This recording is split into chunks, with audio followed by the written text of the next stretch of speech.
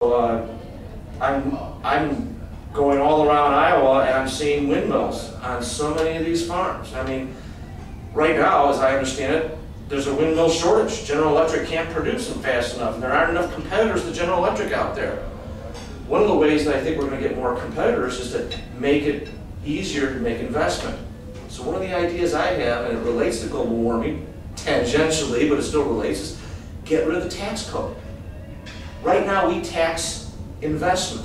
What we ought to be taxing is consumption. And you know what, I think that'll be good for the earth as well, because consumables fill up our landfills and other things like that. When we start taxing consumption, I think people will consume less, they will invest more, they'll save more. America has, what, a negative savings rate? Did you see this in the newspaper the other day? It's not a very low one, I know that. Oh, it's horrendous. Yeah. And we're so far behind most of the developed world in terms of our savings rate. And that impacts our ability to make these investments in the private economy for energy savings. And so one of the ways, again, is get rid of this tax code, which is holding us back, I think, from being able to have the investment that's going to lead us to innovation in a number of these areas. So I'm not ready to sign on a total ban on coal production.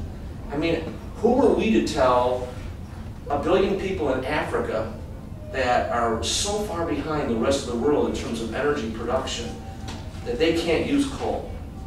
Now, having said that, we can certainly provide them assistance. We can certainly give them incentives for clean coal technologies and assist them in that regard. And I think that's a reasonable use of foreign policy resources as far as that goes. But the idea that we're going to tell everybody around the world that they can't use coal when it's so plentiful and so cheap, you know, is holding people back unnecessarily, and certainly will constrain the economic growth of people who desperately, desperately need it.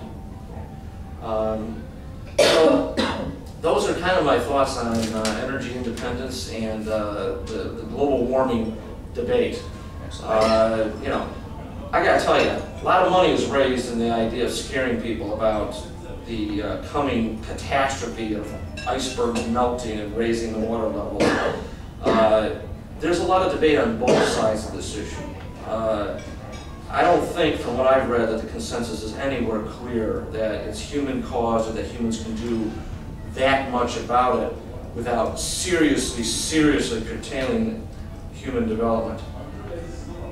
I think that if we have the right investment climate, if we have the right emphasis on private investment and private innovation and private creativity, including a better education in those areas, humans could solve a lot of these problems. We will develop other alternative energy sources, and I think it will all lead to better opportunities to help the world environment.